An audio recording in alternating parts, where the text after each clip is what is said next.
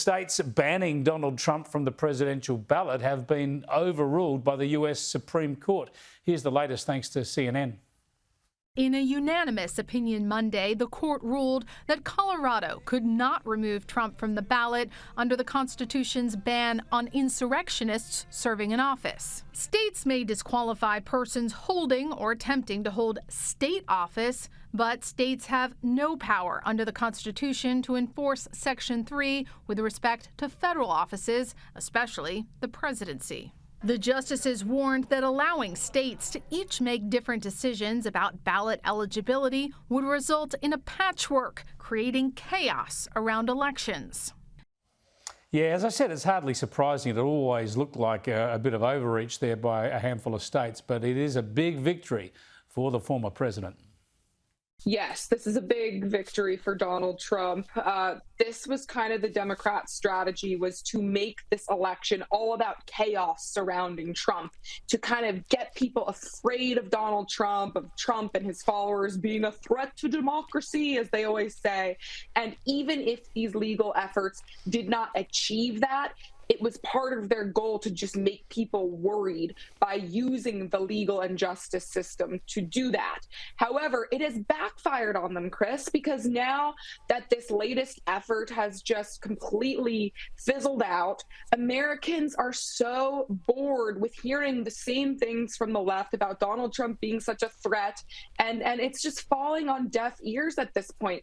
People hear about Donald Trump being a threat to democracy again and again and again, and they just roll their eyes and yawn at this point. And the left has totally overplayed their hand. And now everything they say, it's like Groundhog's Day, and people are done with it. It's over, and Joe Biden has to run on his record. They cannot bank on making this an election about Donald Trump anymore. That is clear. Yeah, exactly. Look, there's plenty of things that Donald Trump has said over the years and continues to say that I'll disagree with, but on many issues he's dead right. And have a listen to this bit of advice that he's got for Joe Biden and the Democrats, because I reckon this is absolutely spot on. President Biden, number one, stop weaponization. Fight your fight yourself. Don't use prosecutors and judges to go after your opponent, to try and damage your opponent so you can win an election. Our country is much bigger than that. Kristin, surely you'd agree. I mean, to beat the guy, if you want to beat him at the ballot box. Beat him through politics and political debate, not through courts and judicial processes. Well, Biden can't do that. His record has been a complete disaster. At this point, you have 6 in 10 Americans who doubt his mental capabilities. His record, his approval rating, rather, is at a near record low. Only 37% of Americans approve of his handling of the nation as a whole. And then immigration is now the top issue for voters nationwide, and that's a complete disaster.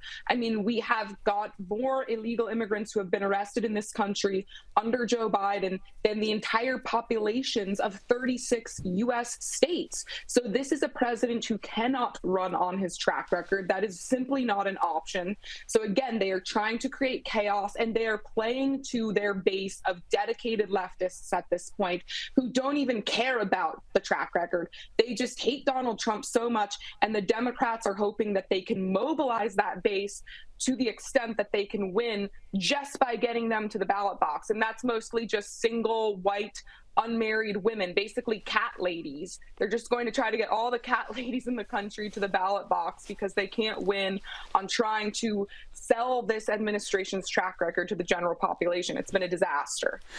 Not that we've got anything against cat ladies. Cat ladies are entitled to vote as well.